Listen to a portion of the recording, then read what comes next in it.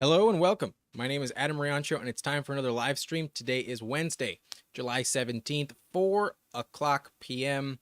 Pacific Standard Time, and it's time for a draft. Let's go.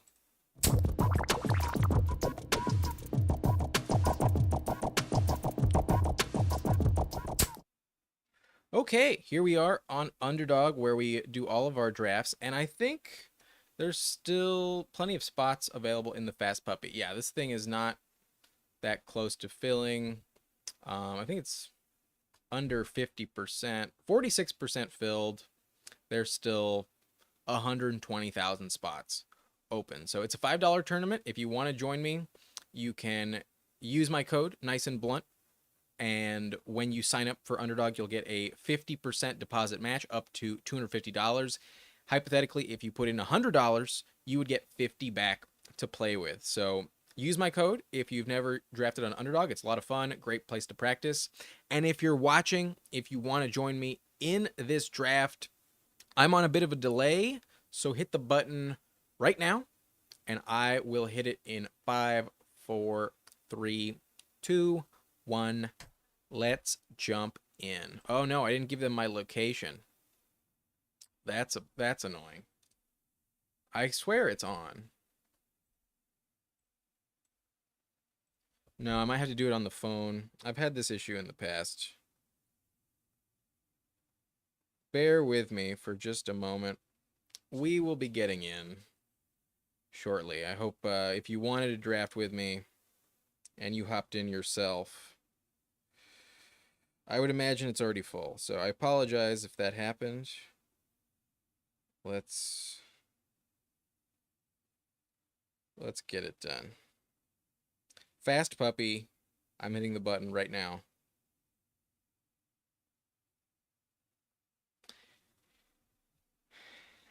And it appears we are in a lobby. It's weird how if it doesn't have your location but you join on your phone, you can still pull it up on the computer. But 3 spots left. This should fill very quickly, and we will be underway very shortly. So apologies if you hopped in and I did not get in with you, but if you want to join me, there's still 1 spot left. There's still a chance, but now we're full. So let's get to it. Oh man, I wanted a good pick. We get pick 11. Another late round pick. You can make it work. It's not the end of the world, but I'm not excited with pick 11. If you give me pick 2, if you give me pick 4, 5, I'm ecstatic. Even pick 6, I'm comfortable with. 7 or 8 is also somewhat fine. I'd rather get an elite receiver than Breece Hall at 7 or 8, but you do enter a very different tier of receiver at the bottom half of the first round. And here at 11, we're kind of looking at like Garrett Wilson, best case scenario. But Darkside Dev, happy to see you again, man. Looks like you're in at the 6th spot. Very exciting.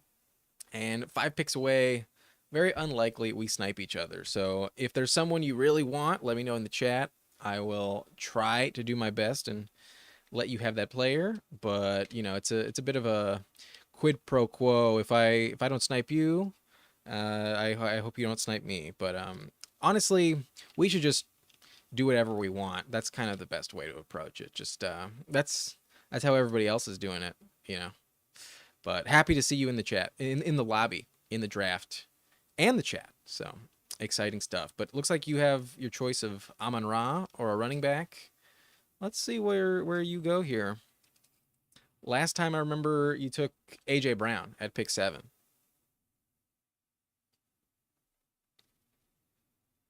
Bijan Robinson above St. Brown. Interesting. Amon-Ra is definitely a bit more of a floor play. I love him in redraft because you get such a good floor. In best ball, I think it's still a good pick. I think personally, I'd rather have St. Brown just because wide receiver is so important here. But Bijan can definitely finish as the RB1 this season. If that's who you want, very fair to take him.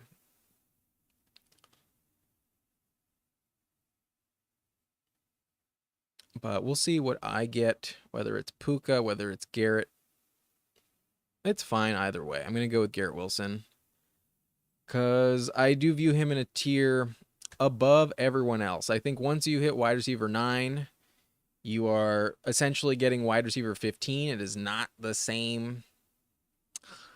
But here we are. There's a chance that Deebo Samuel is a top 10 receiver, but until Ayuk gets traded, I'm not ready to do it. I'm going to grab Jahmyr Gibbs, my RB4 this season. And if somehow Dave Montgomery goes down with injury, you are looking at possibly the RB1 on the year. So Jahmyr Gibbs I have as a top 5 option, high-powered offense in Detroit. Definitely going to take a bit of a step forward. And last year, he scored 11 touchdowns in his last 11 games. He was definitely the guy you wanted. They drafted him, pick 12 overall. You know there's a ton of investment in Jahmyr Gibbs. So happy to get him here. I don't love receiver at the top of round 2, but Dev saying, I really don't care about sniping. I have a lot of player takes. I'm flexible. Yeah, it's not that big of a deal. Like, unless you have, like, a critical stack for your team, that's kind of the only time I'm ever, like, a little bummed about it. But usually, it's never the end of the world. That's why we rank players into tiers, so that it's not that big of a deal if you don't get the exact player you want. There's usually always other options in the same tier that go right after them, and unless it's like, okay, the cliff is approaching where, like, for instance, like the difference between Garrett Wilson, for instance, and one of these other round 2 receivers, I do think is a big deal. Like, being at pick 12, you don't expect to get Garrett Wilson, but when you do get sniped on, it's like, damn, yeah, that's what makes it kind of suck. But in general, it's never that big of a deal. But ooh, I like the Nico Collins Tank Dell stack. Really like it. Definitely those are the 2 Houston Texans receivers I want. But according to you, Bijan just feels better than those receivers. I get it. Definitely understand where you're coming from. But let me get a little more centered in the frame here. And we are looking at receiver. I don't think I'm going to take a quarterback or tight end here. And I want a little bit of a unique approach. I am going to go with... I'm going to try and get T. Higgins and Amari Cooper. We'll see what pick 12 does.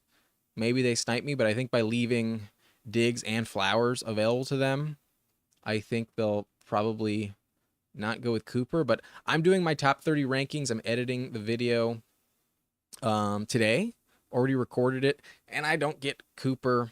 That's all right. I have Flowers in the same tier as T. Higgins and Amari Cooper, and I actually have Flowers ranked a little bit above by like a couple spots. But I do think there's potentially more upside with guys like Cooper and T. Higgins. But Flowers is very safe, very secure option. It's just a question of, will those touchdowns repeat?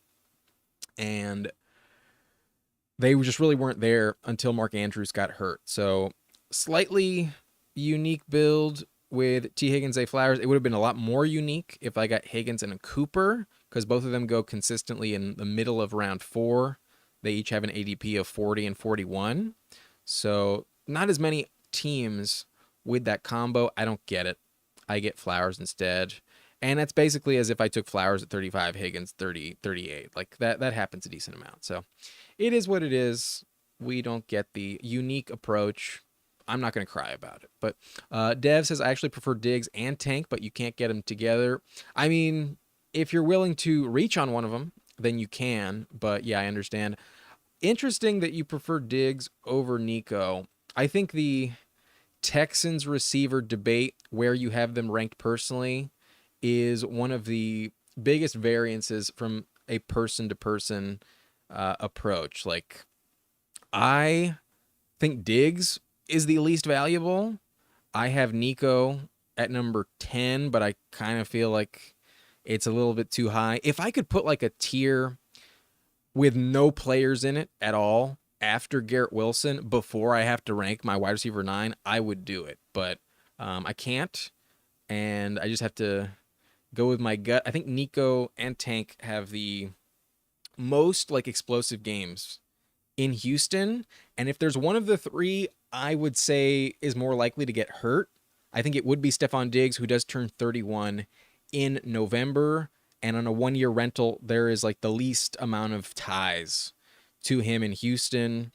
Meanwhile, they just paid Nico.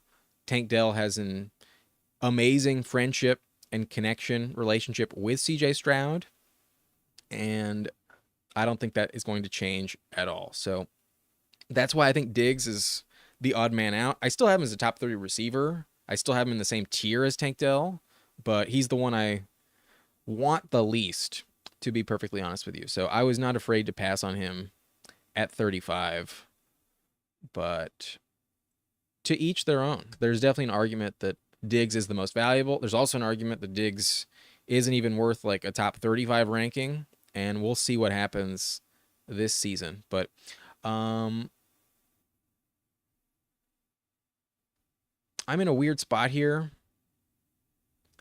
And with all of the Brandon Ayuk rumors, I still don't actually think he gets traded, but I think it's worth taking a shot that George Kittle gets a lot more volume, especially with the injury to Ricky Pearsall.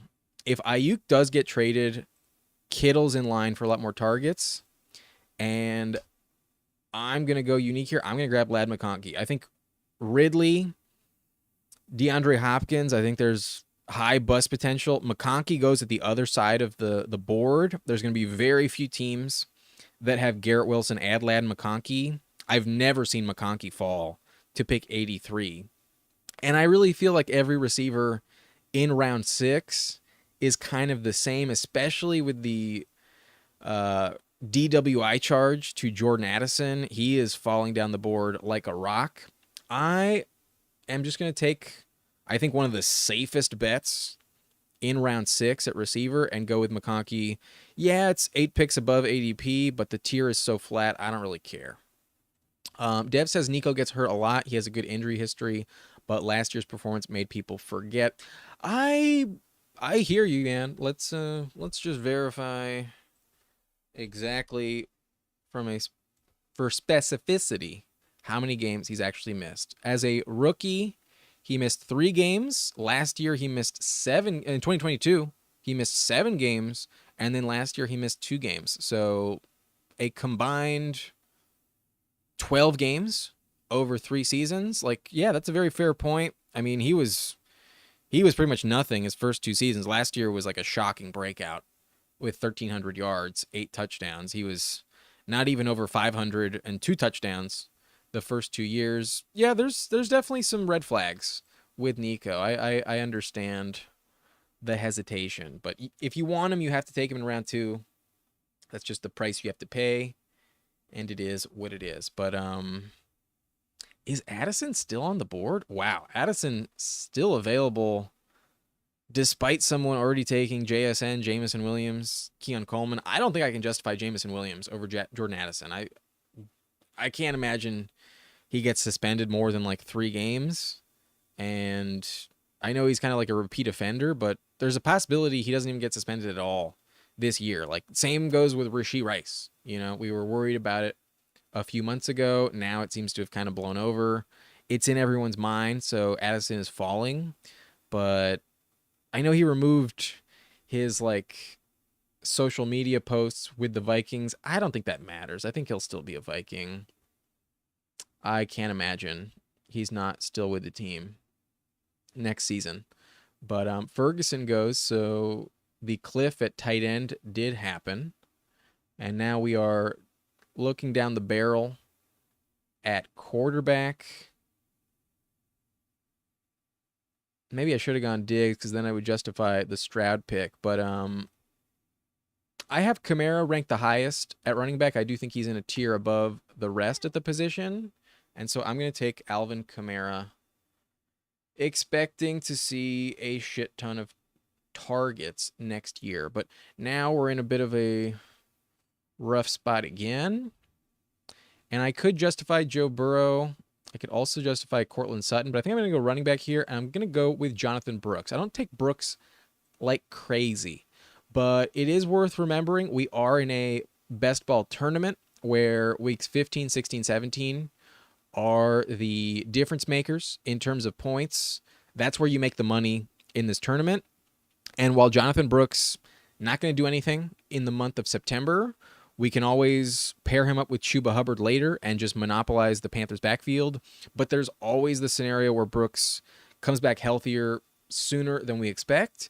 And no matter what, I think he will be a dominant force in this offense in the month of December, in those weeks that really count for the tournament. So I wish he was going later. I don't have him ranked this high. I think going top 20 in like redraft is a mistake. But here in best ball, when we're shooting for upside, when we're hoping for those spike weeks, especially at the end of the season, I'm willing to take a shot on him. I also feel pretty comfortable with my running backs 1 and 2 to where I don't feel like having the investment in Brooks matters that much. I can always pair him with Hubbard, like I mentioned. I can also pair him with a guy like Jerome Ford, who's definitely going to see a lot of volume with no Nick Chubb early on. At least that's what I'm expecting. So I think there's definitely ways to plan around it. And with his top 15 upside, like Brooks is a really good talent. We didn't really get to see him at the combine because of his injury, but I loved his tape. His numbers at Texas last season were really good, and he probably would have showcased them the year before if Bijan Robinson wasn't a Texas Longhorn either. So let's go with Brooks here. I don't take him like crazy, but for the sake of the tournament, he definitely has league-winning potential in round 8. Let's hope for the best. But Dev says crazy how Aaron Jones is going later. He should be going earlier with this Addison news. Yeah, that's a fair point. I think people are just afraid of Aaron Jones' age and injury risk because last year he missed I want to say 6 full games. He only played in 8 that he finished, and he was on and off the field. The Vikings also aren't an elite run type of offense. They have not scored a lot of rushing touchdowns since O'Connell has taken over, even when they had Dalvin Cook. So yeah, he should be more involved with Addison going down. He should also be more involved with Hockenson hurt. And at pick 91, it's not crazy value. I have seen him go that late. Anywhere in round 8 at running back, you're kind of getting a pretty flat overall tier. But he has massive upside. Definitely like him a lot. But I think I'm going to skip and pass on Purdy. Maybe I don't. Team 12 can do anything. Yeah, I'll just take Purdy. We have Kittle, so it's justified. I'll probably look for Pearsall later on. But Cooks goes off the board. Goddard goes off the board. I do like Cooks a lot. But I've been stuck in this situation lately where I need receiver here, and with Dobbs falling, I'll just take Dobbs. I'm not excited with Dobbs, but I think he's fine in round 10. Wicks goes right after him. I may have made a mistake there. Wicks might be the guy you actually want. Everyone raves about the upside of Wicks, but Dobbs actually has the production. If you look at last year's playoff games, Dobbs played the most snaps. Dobbs had the best games, and Wicks was on the field. They're just all going to rotate. I think whoever you take in this offense at receiver, they're all kind of going to be similar. I think the fact that you get Wicks and Dobbs multiple rounds after Watson and Reed, I think make them kind of more appealing. Whichever one you want, I think is fine. I have a lot of Wicks. I have Wicks at 11, 12%.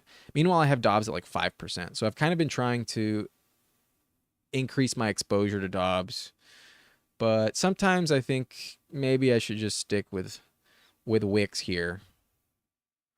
We will see if that works out. But at wide receiver 5, Dobbs scored 8 touchdowns last season. I don't think it's going to go poorly. I just don't know if it's going to be like a true smash pick with league winning potential, but I think it's fine. Anyways, after Wicks, we see Zeke go. Wow, bit of a reach on Zeke. Followed by Caleb Williams. Does this team have... They have DJ Moore and Keenan Allen. So very justified pick. Good stack there. He normally goes in round 10. Khalil Shakir, a player I think should be falling. I don't love Shakir's price here at 114. I think I'd rather take a shot on the Packers receivers as well as even Mike Williams probably. Definitely prefer Brandon Cooks over Shakir. Then we see Jerry Jeudy. We took Jeudy a couple days ago at pick like 135, I want to say. So kind of high on Jeudy. Then Singletary, A.D. Mitchell, Trevor Lawrence, Trey Benson, Blake Corum, Mike Williams, Eckler, Jacoby, Josh Downs, Javonte. Yikes. This portion of the draft is ugly as fuck at receiver. Like, if you can set up your team in a way where you don't have to grab receivers here, I think you're definitely doing yourself a service. Like, the quarterbacks here are so much more valuable. Even the running backs, I think, are definitely safer picks. And I just almost want to vomit when I'm, like, forced to grab Jacoby Myers, A.D. Mitchell. I don't like them at all on my team, but I'm looking at a likely Jerome Ford selection here. Yeah, that's definitely where I'm going to go. We took Jonathan Brooks, and we're trying to compensate a little bit with some production early on in the season. I think Ford for the first 8 or so games, probably not going to see Nick Chubb on the field at all. I think that's my assumption. We'll see if it happens, but I get Ford 5 picks past ADP, and he definitely correlates from a usage standpoint to work well with pairing him up with Brooks. But here at receiver, I don't really love any options, but I think Polk is by far the safest investment. All reports, he is definitely in line for the number 1 role in New England. And I could have justified a Pearsall pick here, but I would have been reaching, and Pearsall just got injured. He is starting camp on the NFL list with a undisclosed non-football injury. Maybe it's not a big deal. Maybe it keeps him out for months, but if people are paying attention, then he should fall to at least the next round, and maybe we get him at pick 155. So even though I have Purdy, I'm not going to force it with Pearsall. I think his ADP will be falling. And given this tournament is still not even 50% full, I think there's going to be a lot of teams in the tournament that get Pearsall, maybe even like round 14, not round 12. So I would much rather have Polk, definitely more guaranteed production. A little worried about the touchdown upside in New England, but I think waiting on Pearsall is the right move. If we don't get him, it's not the end of the world. But Fantasy Dog, happy to see you, man. Right with you on the wide receiver statement. Yeah, this is an ugly portion of the draft. But we get the last wide receiver 1 coming off the board in the entire ADP. Like, Sutton is the previous number 1 receiver going super late, and he goes round 8, pick 90. We get Polk 134. As long as he stays healthy, I really can't imagine he's not the number 1 receiver there, and I really can't imagine any scenario where this ADP doesn't work out. Like, this is definitely his floor, and overall it would be wide receiver 64 off the board. Like, really? You're telling me the number 1 Patriots receiver is not going to be top 50 next season? At worst, this is like a bust-proof pick. I think Jalen Polk is one of the safest receivers you can grab, at least this late in the ADP. It's really ugly. I think you could justify him over Khalil Shakir, in the same range as Tyler Lockett, Brandon Cooks, Romeo Doubs, Dontayvion Wicks, and we get him 2 full rounds later. I'm happy about it. But what about Leggett? Steve Smith says Leggett is Metcalf plus. Polk is good. Choose 2. There's definitely some upside with Leggett, but at the end of the day, it's the Panthers offense. Like how much do you really trust the Panthers receivers? It's hard to like actually convince myself that I'd rather do that when they traded for Deontay Johnson. Adam Thielen had a really good season last year and is still there. I know they invested a first round pick in Leggett. They really like him, but I think Deontay is the only one I'm like actually trying to draft in Carolina. So if I get Leggett at a good value, like end of round 12, I can justify it. I love him in round 13, but it is what it is. It's not the end of the world. But kind of ugly here. But I think I'm going to go Hunter Henry. I know TJ Hawkinson is falling, but I think with our Polk pick, one of these two players is going to be the number one receiver in New England. And maybe that's not valuable at all, but I'm going to grab Hunter Henry. I think there's some high touchdown upside. And I also have like a lot more of TJ Hawkinson than I would like to have already at this point. So it's okay. Maybe I take Hawkinson, but I don't think I need it. I think I'm going to go with Chuba Hubbard and just monopolize that Panthers backfield. We already have Jerome Ford, but maybe Nick Chubb is healthier than we expect. I think Ford is decent all year long, but now we just guarantee all of the Panthers running back production. And last year, Dave Canales used Rachaad White at like a massive clip. There's a lot of volume headed towards the Panthers RB1. I don't know if it's going to be like insane value, but I think at worst it's like top 25 flex value on a weekly basis. And now we're just guaranteeing that this Brooks pick is not going to burn us. So I feel good with my depth. I mean, I have a top 5 running back in Jahmyr Gibbs. I have a arguably top 12 running back with Kamara. He's my RB17, but he's in the same tier as my RB12. And then Brooks has that top 15 upside himself if things hit right. Jerome Ford, I have as a top 30 running back this season. And then Chuba Hubbard will be filling in with flex production when Brooks is out. So I'm good with running back. Now that I have 5 I can feel confident with, we're done at that position. We have one quarterback with Purdy stacked up with George Kittle. And our tight end 2 is Hunter Henry. I could call it done at that position as well. I have 6 receivers. So depending on which quarterback I get, I think if Rodgers is still available to me, I'll probably grab Rodgers because we have Garrett Wilson. But I think it's mostly receivers the rest of the way. We still have, I want to say 4 picks left to make. So 1 quarterback, 2 receivers, and then that 4th pick is going to be the best value at either tight end or grabbing our 9th receiver. We'll see what happens. But I'll queue up Rodgers. If Rodgers falls back to me, I will take Rodgers to stack up with Garrett. But we'll see what happens. But Chark had 5 touchdowns last year, and he was a deep threat. That's a valid point. I mean, you never know what's going to happen. I think Leggett is a fine pick where he's going. Definitely fine. I mean, I'm not going to sit here and rave about like, oh, wow, he's a league winner. I just don't believe it. But I could be wrong, you know. I just definitely prefer Jalen Polk. For sure, I prefer Jalen Polk. But Rodgers goes off at 171, so we're not going to get him. We might be in the line for maybe 2 quarterbacks this late.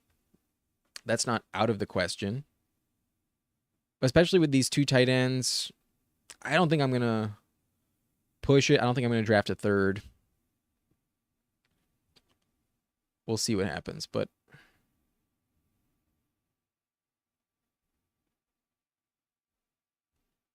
quarterback this late. I think I'm in line for a Drake May selection.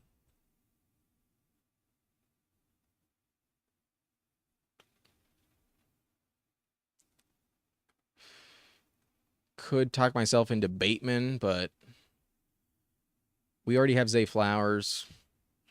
Is it really the move? I'm not in love with it, but fuck it, I'll take him. If Flowers ever has like a down game, Bateman would be the touchdown producer instead. So let's do it. Whatever. Not super excited, but it's fine. And then here, because I have 2 Patriots, I'm going to go with Drake May. There's a chance that Jacoby Brissett is the quarterback for like a majority of the season, but they're going to lose so many games, and it's like so clear that they have like no upside with Brissett. Eventually, the fan base and the owner is going to get fed up, and they'll be like, let's just put in the rookie. Like, there's only one way to really make him develop. How much is he really going to sit? I could see him starting as early as like week 3. Just because it's like so clear they can't compete with Brissett. Why not give them some excitement with Drake May? But Dev says this room is so annoying. I've been sniped to hell. Interesting, because early at the beginning of the video, you were saying you were not too pissed to get sniped. But yeah, it looks like you were looking for Fant there. He does not make it back to you. Pick 172 to pair up with Geno Smith. That's a bummer. But Likely's not atrocious there. I definitely prefer Conklin. Yeah, I think you missed out on the tier break, which is a bummer. But it is what it is. You also got sniped on Deshaun because you had Njoku. But we'll see. Fantasy Dog, I watch so many podcasts. Yours is top shelf, my man. Just sharing some of my strongest takes. Not saying your takes are wrong. Always listening. I appreciate it, man. I mean, I'm never going to be right about everything. Like, there's going to be plenty of things I'm wrong about. I just go with my gut on certain things, especially when it's like a tiebreaker type of situation. It's like, what does my intuition say? I like to trust my intuition, and if I'm wrong, I'm wrong. When I'm right, I feel better about it. And I like to, stick with my gut. I always try to do research to back up these takes, but especially with like the Panthers, I don't have like strong convictions, like maybe they're going to be absolutely terrible. I have them pegged for like 4 wins this season. Last year it was 2. Was it 2 or 3? I think it was 2. That's what locked them up that first pick. But yeah, especially with Leggett, I don't know for sure. I just, my convictions say I prefer Polk. That's all. Dev wanted Deshaun, then had to pivot to Geno. Yeah, I definitely see why you wanted Deshaun. But I think Geno's really, really solid. I can't imagine he loses his job to Howell. I think Geno will stay the quarterback all year long. Howell sucked last year. And unless he gets hurt, I really don't think his job is in jeopardy. I think they will be moving on next season. I think they at least should be trying to draft a quarterback next year, but maybe they don't have a high enough pick to justify it. But here at pick 203, Will Levis falls dramatically. So I will take him at a big discount. We have Drake May, so I think I need a third quarterback for this build. I trust Purdy a lot, but I do not trust Drake May. I do need a third when we have Drake May. And now it's kind of gross. I would really like Tyler Boyd, but he's off the board. So I'm going to take a gamble on another Patriots receiver here. And it's between Kendrick Bourne, KJ Osborne. I actually prefer KJ Osborne. I know it sounds weird, but they gave him a decent contract. I think he makes like $5+ million per season. That's tied with Kendrick Bourne. And Bourne is coming off a torn ACL. I'm not like super excited about Kendrick Bourne's upside. So I'm going to go KJ Osborne. I think he's less owned overall in the tournaments. So there's going to be more teams that have Bourne, fewer that have Osborne. That's kind of like my tiebreaker. Like, am I getting a more unique build especially with players that I think are equally as valuable, you're not going to get a lot of production from Osborne or Bourne. But maybe there's, a difference in like 5 touchdowns to 1 between the two. And I'm just hoping I hit right. In round 18, there's not many great options to begin with. So this is our roster. We have Purdy, Drake May, Will Levis. Will Levis is not stacked, but May is triple stacked. Purdy has a stack with Kittle. Running back, we have Jahmyr Gibbs, Kamara, Brooks, Ford, and Chuba. I feel very comfortable with this running back platoon. Receiver, I got Garrett Wilson, T. Higgins, Zay Flowers, Ladd McConkey, Romeo Dobbs, Jalen Polk, Bateman, and Osborne. And then at tight end, I have George Kittle, Hunter Henry. Let's hope Ayuk gets traded and Kittle is, in fact, the guy you want at tight end. But Dev says, I've been picking KJ Osborne since pre-draft. Beat reporters say he's the wide receiver 1. I think Polk is the number 1, but I do see a lot of snaps available for Osborne. But we have been streaming for 38 minutes now, and with these faster drafts, I am going to do a second one. Let's hop in to one more. If you want to join me, there is a delay, so I'll tell you when to hit the button. We'll try to get in together. I'm hopping into the Fast Puppy once more. Hit the button right now, and I will join you in 5, 4, 3, 2, 1. Let's go. I'm still not fucking, damn it. Oh, shit. I don't know what's the deal with the location. It's not like I don't have it, so I just hit the button. I hit the button right now. I'm in a lobby. There's still 9 spots left. No, it looks like it's full. Yeah, it's full. Apologies if you tried to get in with me for the second time in a row, but it doesn't work out. I have pick 3, though. Very happy with pick 3. Hell yeah. Anyways. Vámonos, chicos. Let's get it done.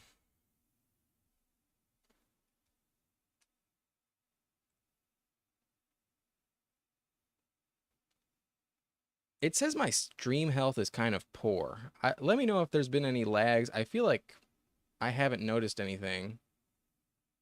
I think I'm okay. But let me know if there are any technical issues.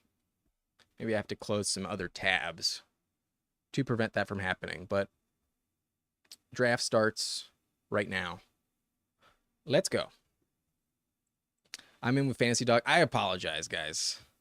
I apologize. Wish we were in together. But here we're looking at Tyreek Hill, Jamar Chase, Justin Jefferson, St. Brown. And I will stick to my rankings. I will go with Tyreek Hill. Kind of the only way to get Tyreek Hill if you have a top 3 pick. So let's go. Fight me. Vámonos, chicos. Indeed. Damn, I dropped the ball on that one. I really apologize. But hope you guys have a good one. Let me know what picks you guys have. Hope it goes well for you.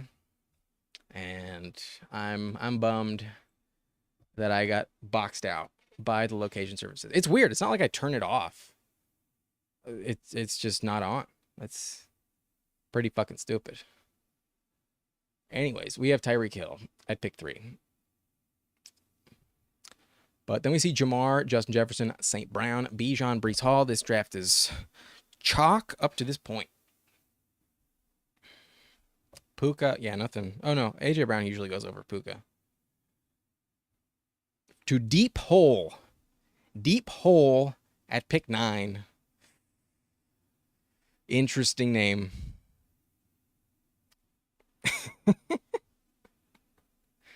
The deepest of holes. But wow, Drake London, pick 11. Fascinating. Drake London, Jalen Waddle. Unusual start. Garrett Wilson, Deebo Samuel. A.J. Brown, Marvin Harrison. Not bad. Y'all are at pick 3, pick 9. Oh, no. You're asking about pick 3. Dev gets pick 9. Pick 9's a little brutal. Saquon, pick 16. Wow. The back half of this draft is very unique. Jahmyr Gibbs falls to pick 18. Wow. Team 7 with a very interesting start. Bijan Gibbs. Don't see that often. That's really interesting. And Guy Fieri, of all people, gets his ticket to Flavortown. Wow. Chase went pick 7 in that room. Holy shit. That is wild. That's really interesting.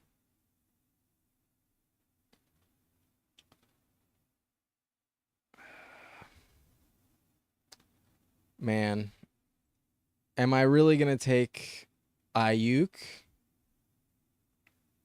Fuck.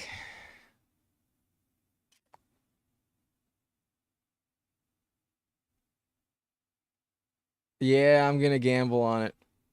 I'm still going to go Ayuk. I don't think he gets traded. I don't think they can afford to not have him on the team. It's going to be an ugly negotiation. I mean, kind of like Nick Bosa, you're probably not going to sign anything until the last week of the offseason. Like, it's going to come down to the wire. I think Ayuk will be falling further down, but I just still think he stays with San Francisco, especially with the Pearsall injury. That's rough. Like, their Super Bowl window is closing. They have one more year. And it kind of feels like Super Bowl or bust. You know what I mean? Like, they were so close last season. They've been so close in the past. And they have such a all-star team roster. It's the last year before they have to pay Brock Purdy. I think they bite the bullet ultimately and just sign him. But here I do have DK Metcalf ranked the highest. So we're going to go with triple receiver. I hate Malik Neighbors' ADP. I would have probably gone Kyren Williams if available, but he is not there on the board. So we go DK Metcalf. And it's interesting. There's 3 teams with double running back through the first 3 rounds, and only 2 other teams have a single running back at all. So there's a lot of wide receiver heavy starts so far in this lobby. But we have Tyreek Hill, Brandon Ayuk, DK Metcalf. As long as Ayuk stays there, I think it pays off. If he goes to the Commanders, I think there's potential that it's still not that bad, but it's definitely worse. But Jaden Daniels has such a good friendship rapport with him. Maybe that's like the boost in value that like we need. Like Ayuk doesn't get a ton of volume. Last year he only had 105 targets. If you told me he does go to Washington, I would see Jaden Daniels send him like at least 140 targets. You know what I mean? Like he'd be the clear number 1. I think Terry would fall off a cliff. Jahan Dotson would be irrelevant. And Ayuk would definitely be their alpha if they're going to trade for him and pay him. I think he'd be okay. I mean, you know, like last year, Neighbors and Brian Thomas put up massive numbers with Jaden Daniels. I don't think it's terrible quarterback play. It's just not as good of an overall offense in Washington compared to San Francisco. But there's definitely fewer mouths to compete with in the Commanders system. Ayuk would be the clear alpha. Like you can argue he's their 4th option at times, where some games, you know, even CMC and Kittle and Debo all see more targets than him. Ayuk is just super efficient. He had 18 yards per catch last season.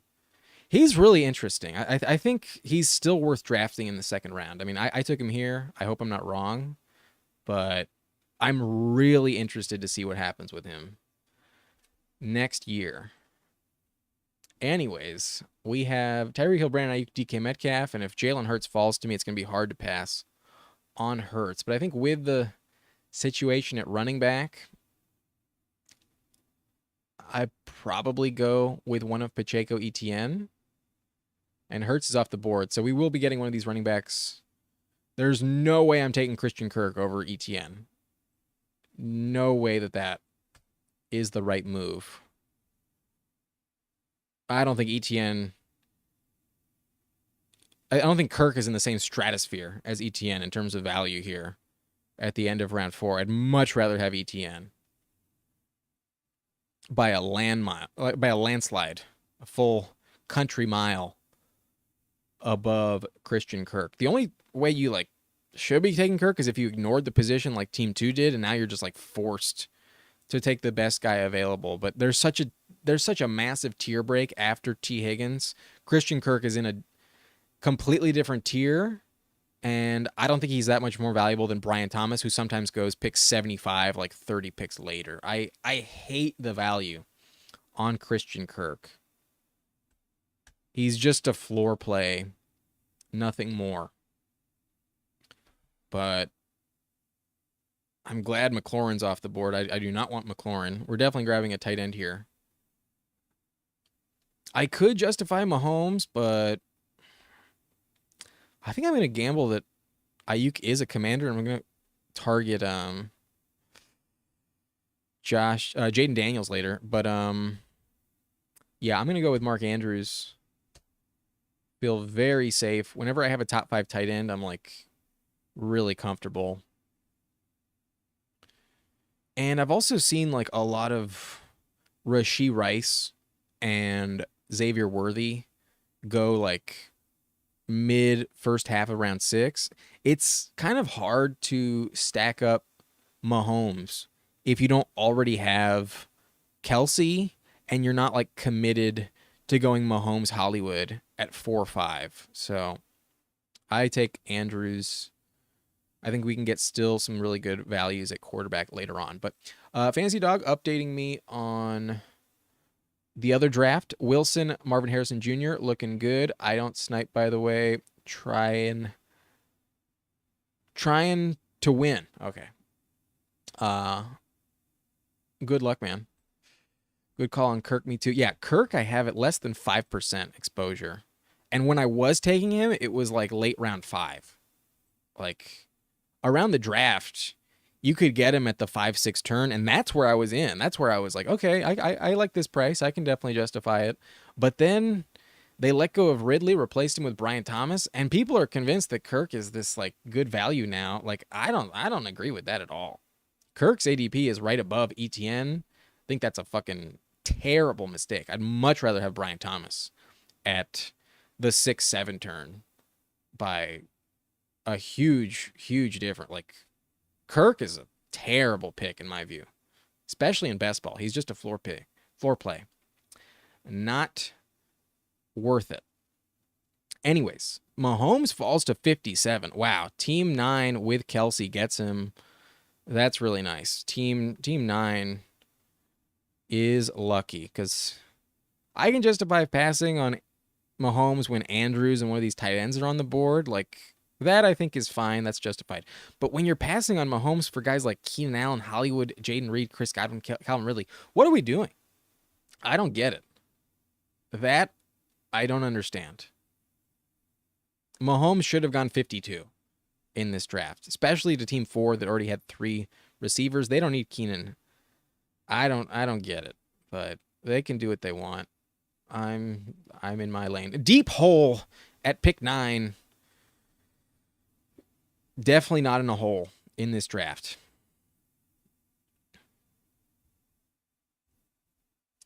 Deep hole has a good team.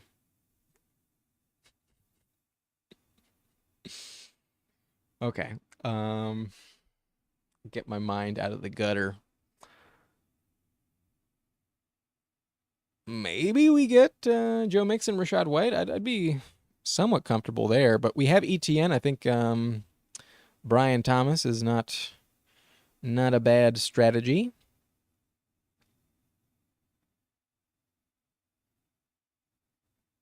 Mixon, White go off the board. And these teams around the turn have running back invested already. I'm going to go with Brian Thomas. I think there's a high chance that he's the one that doesn't make it back to me compared to a Kenneth Walker, CJ Stroud selection. And as my receiver 4, I'm pretty happy with it. Far superior than Christian Kirk going 2 rounds earlier. Also, that team with Kirk probably wanted Brian Thomas for the stack. That's usually a strategy. But Kirk and James Cook are the worst picks in that range. I don't know if Cook is atrocious, but Cook often falls to you in round 6. Kirk, though, pick 44, terrible pick. Cook's ADP, he goes to team 12. Cook has an ADP of 58. I mean, I don't think that's bad. They're definitely a run first team.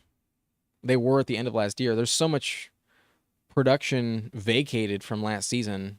A lot of touchdowns up for grabs. I like James Cook, actually. I think he's a fine pick where he's going. But I would definitely take Kenneth Walker here. Maybe I could go bully tight end and grab Evan Ingram. We'd be locked into a Trevor Lawrence stack. Yeah, Walker comes off the board.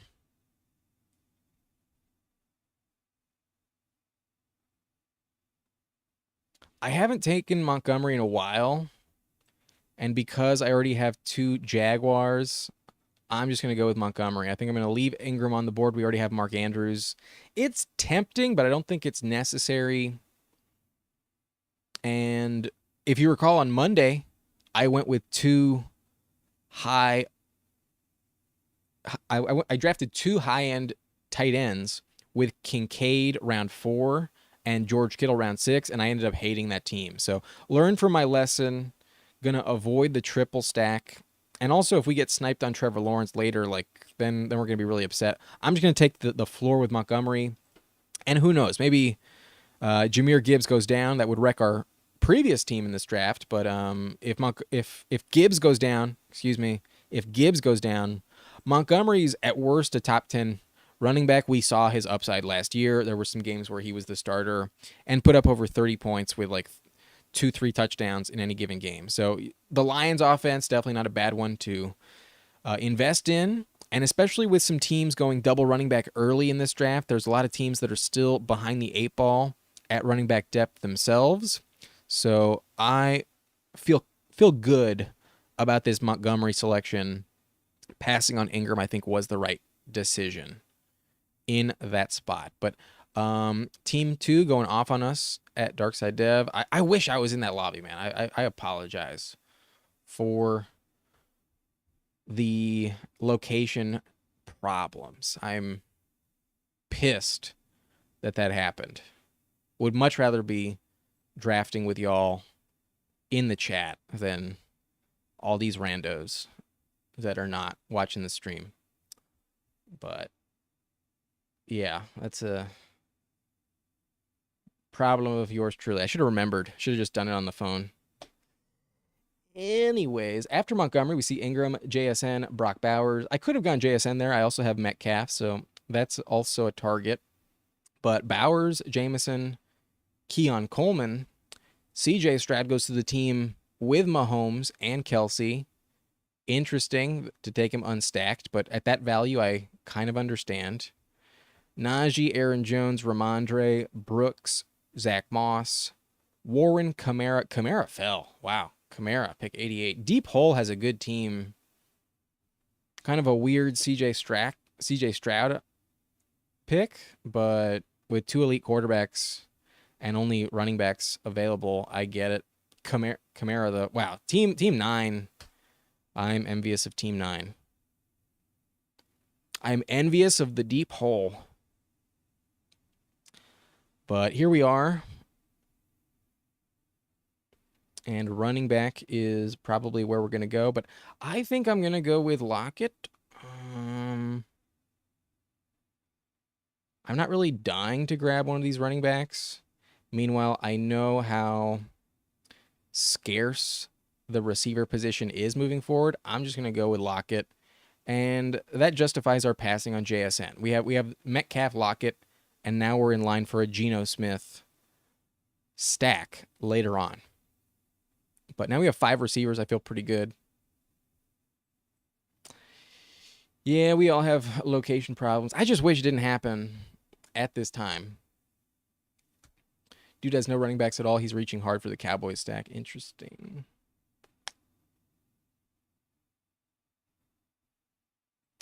But like we mentioned, I think we're going to go all in on this Jaden Daniels approach. Hoping to stack him up with Ayuk.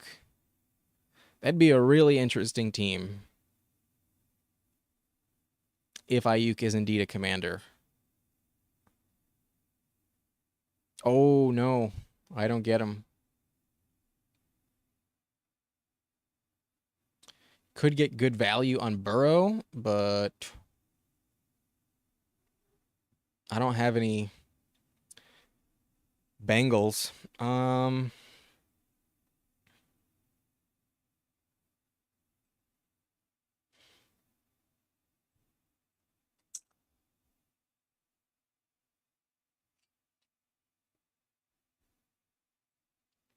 I'm going to take DeAndre Swift just because of the ADP discount. I'm going to hedge on the Trevor Lawrence, Geno Smith pairing for the stack options on this team. And although it's really good value on Burrow, I'm going to leave him on the board. Team 4, probably very ecstatic that I didn't take him. It would take a miracle to get Ayuk from the Niners. Ayuk and JD5 would be great, though. I think they would be really good. I think there's actually possibly more production for Ayuk in a best case scenario with Jaden Daniels, but it's probably not going to happen. It's probably not going to happen. If anything, he probably gets traded to like the Steelers. But the Commanders, I think, are in a position where they should try and go for broke. I think that would be a wise trade to make. And they're also in a position where they're not paying their rookie quarterback anything. They can afford a $30 million contract per season to Ayuk. I think their team would be way better with Ayuk because so much is hinging on Jahan Dotson there. And I don't really feel good about it. And we've seen elite production in the past for Cliff Kingsbury's wide receiver 1 with Kyler Murray and DeAndre Hopkins in the past. There would be really high upside in that situation. I kind of hope it happens. I kind of want to see it happen. I think it'd be more interesting than Ayuk in San Francisco. He'd be upset. It'd be ugly for the Niners. I just don't know what's going to happen. We'll see. I could have gone Mostert there, but I've taken a lot of Mostert, so kind of just exposing myself to other players. But we're definitely looking at Trevor Lawrence. But maybe I gamble that team 2 does not take him. Team 1, I think, would be a shocking selection. They already have Kyler and Jaden. So I think I'm going to gamble that I can get T-Law at pick 123 instead of 118. Zeke goes. And I contemplated a good tight end 2 earlier. I think I'm going to do it. I think I'm going to go with Dallas Goedert. Now I'm just like completely done at the position. And I feel pretty good that I can compete with that combo. But Ryan Santoro asking you take dynasty questions. I take them, but I'm going to give you a full like transparency. I've never actually played dynasty. So if you're asking about a trade, I really don't know what like the values really are. I can't, it's not like I have like a trade calculator I can point to or like experience making trades in dynasty where like, oh yeah, you should definitely offer like 2 future seconds for this guy. Like I don't exactly know what the true value of that is. Like, but in terms of like how I think they're going to be for the next like 2-3 years, it's hard to project like 4 or 5 years out. So many things can change, except at like maybe the quarterback position. I'm happy to answer your question if you want to send it in the chat, but I'm just going to, be upfront with you. I've never played it, so I don't know if I'm like the best guy to be listening to. But if you're asking like who has more dynasty value the next 2-3 seasons, like Goddard or Freiermuth, like that's a question I'm fine answering. I think I'd possibly prefer Muth over Goddard for dynasty. But I get sniped on Lawrence. For real? That's annoying. That's a bummer.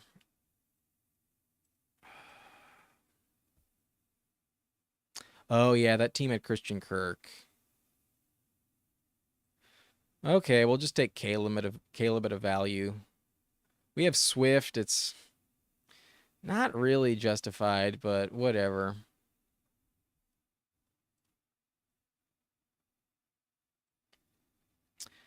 I took Murray, didn't see Connor. Oh, it looks like you're just talking to Dev. But yeah, Ryan, if you want to send the question over, feel free. If you don't trust my lack of experience in Dynasty, I understand. Anyways, we get Caleb. And maybe that was the wrong pick. Yeah, they had Kincaid, they had Christian Kirk. Whatever. I didn't really need the tight end too. So messed this team up a little bit. Maybe I should have gotten Tua there to pair up with Tyreek. I really wanted Jaden. Don't get him. Ooh. Some tightness in my neck, but your team is looking good. It's not bad. Definitely competitive. Tyreek Hill, Brandon Ayuk, DK Metcalf is how we started. Then we go Travis Etienne, Mark Andrews, Brian Thomas, David Montgomery, Tyler Lockett, DeAndre Swift, Dallas Goedert, Caleb Williams. I'm definitely competitive at tight end. I have probably the best room in this lobby. Receiver, I feel pretty confident with my 5. And then at running back, I can compete with 3 guys I have ranked inside the top 25. And I just wish I had Trevor Lawrence. This team would be better with T-Law. But Caleb has a path to success. It could work out for Caleb. There's just no stacking options now. I'm not going to take Kmet when I already have Goddard and Andrews. I'm done at tight end. So we have a naked Caleb, and that's not the best scenario in the world. But if I get a value here on Tua, I'll probably just take him. Maybe I gamble that he comes back around, actually, because these next 2 teams also have 2 quarterbacks that they drafted highly. I'd be kind of shocked if they took Tua as well. Completely unstacked would be a bit of a shocker. But Tua gets sniped, so we're not even going to take Tua. Shit. I think I'm just going to grab Charbonnet. Truly elite upside, and he does fall to me 10 picks past ADP. I do like Charbonnet quite a bit, so he's who we grab here. And maybe we look to Pearsall.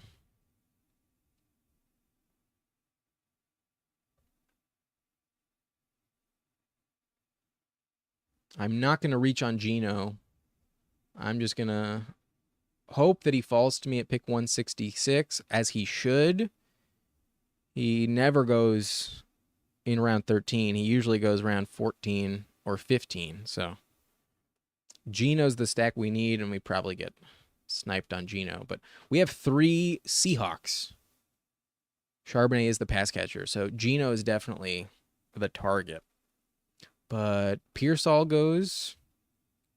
We can't hedge our Ayuk selection, but given the injury to Pearsall, maybe it's wise. Maybe you want a guy like Jacob Cohen in round 18, another rookie that they drafted in San Francisco. But receiver's ugly. Receiver sucks at this point. Oh, wow. This guy goes Fant? Holy shit. I think I'm just going to take Ty Chandler. Not excited about any of these options, but it's either Chandler or Quentin Johnston. I'm going to go Chandler. And now I'm just going to call it done at running back. We have a couple good handcuffs. Definitely some high upside with Charbonnet and Chandler. But with 5, I'm definitely done at the position. So we are strictly quarterback wide receiver the rest of the way. I'll probably end up taking 3 quarterbacks on this build. But Maybe not. Maybe I just justify Geno and 4 other receivers. I have 5 good ones, but if I don't get Geno on this team, I'm going to be pissed. It would be an even more tragic snipe than the T-Law and Tua snipes. Yeah, I have pick 3, and team 2 takes Lawrence from me. 1 pick before I was going to take him, but I did pass on him. It's kind of my own fault. And then Tua falls to 141, 1 pick before I go at 142. But I don't think I was going to take Fant. I already have 3 Seahawks. I don't think I was going to target Fant, especially with my double tight end approach. So I'm fine getting sniped on Fant, well above ADP. Not the player I wanted. But then we see Demario Douglas come off the board, Cole Kmet, Luke Musgrave, Aaron Rodgers, Hunter Henry, TJ Hawkinson. So feel good to have 2 elite tight ends. Maybe Goddard's not elite, but as a tight end 2, he's definitely an elite option compared to the average tight end 2. Then we see Algier, Quentin Johnston, Kimani Vidal, Deshaun Watson, Michael Wilson, Matthew Stafford, Jalen Wright, Will Levis. Wow, we got Levis at past pick 200 in the last draft. Levis goes pick 161 here. We got a massive value on Will Levis about 20 minutes ago. But okay, this team only has 1 quarterback. Please don't snipe me, man. Whew. Okay, if this team snipes me, I'm going to be fucking pissed. Thank God. Okay, but I'm definitely taking Geno here. I think it's critical for the build I have. I've got Charbonnet, I've got Metcalf, I also have Lockett, and the team right here at 2 has Fant. So we go Geno, and at least I get 1 of my stacks. At least there's that. But I am so boxed into receiver, and if I don't get DeMarcus Robinson, I kind of hate the options going this late. It's okay. It's definitely a stack. We got a stack.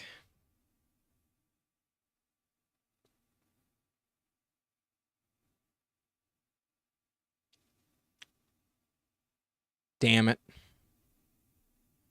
Yet another snipe. Boy, this is rough. I don't like Roman Wilson. We took Bateman last time. I take a lot of Corley. I'm going to gamble on Marvin Mims. There's some upside for Mims. There's like 80 plus targets available with Judy leaving. And Bo Nix, I think, is better than what he gets credit for. And by taking Mims, we do open the door for a potential Bo Nix selection as our QB3. I know I want 3 on this team with only Caleb and Geno Smith. So I'm going to take a shot on it. Maybe, just maybe, Mims has a good sophomore season. I also think he possibly offers good value in the return game, and we really have no idea what to expect with the new kickoff rules this year. I think that's an underestimated aspect of fantasy football this year. I mean, obviously, you don't get those return yards, but I do think there are going to be more touchdowns scored on returns. And if you do draft a player like Marvin Mims that does have that aspect of his game, I think there's an underrated, value when it comes to those players. I'm not going to sit here and pretend like, oh, this makes Marvin Mims like, a top 50 receiver. I still think Mims is barely worth this pick in round 15, but he's going off the board as like wide receiver 75. There's a lot of risk already baked in. There's not much that you're expecting from the 75th receiver off the board. So I'm just grasping for straws, trying to make Mims look like a more appealing selection. But it's mainly just a prayer and kind of a reason to draft Bo Nix later. But Roschon, late third round. Well, I already have 5 running backs. I don't think I'm going to grab Roschon. But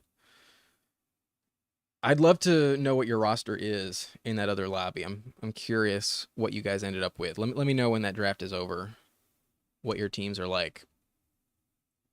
But a reminder to anyone who's new to the channel, hit that subscribe button if you're new, and ring the bell if you are interested in getting notified every time we go live, so that way you can draft with me. And anytime I post new content, you'll also get a notification. But hit the like button if you're enjoying this video. If you enjoy the stream, let me know. Hit that like button. And I don't think I'm going to do a third team. We've already drafted our second at the moment, but it's been fun.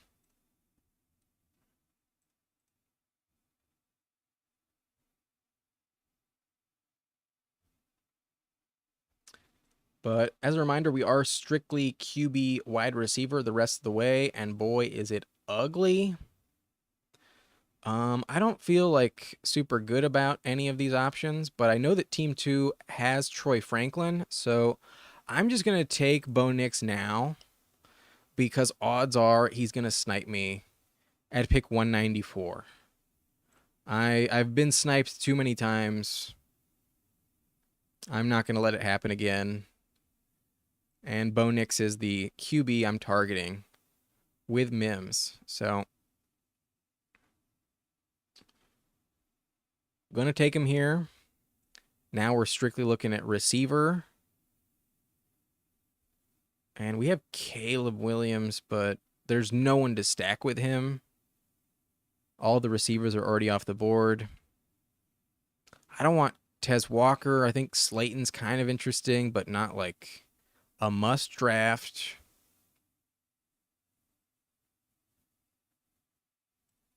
There's an argument for like Zay Jones, Chark, but all these guys are just ugly as fuck. You know what? I'm going to take a gamble on Jauan Jennings. I'm going to try and get unique with these last 2 receivers I have. And if Ayuk does get traded with Pearsall's injury, Jauan Jennings may have a role next year. Maybe, just maybe. Maybe he's a 0, but you can say that about literally everyone else going this late.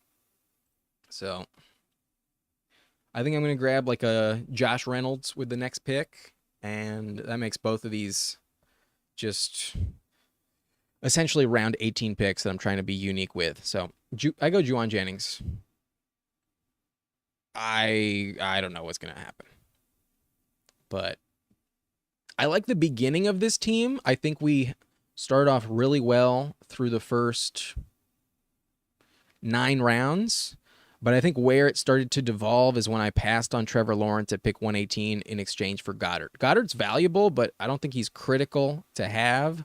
And I would much rather have Trevor Lawrence instead of Caleb Williams for the sake of this team. Williams is interesting, definitely some upside, but for the sake of the stack, Lawrence was definitely the pick. So it got a little dicey after that fact.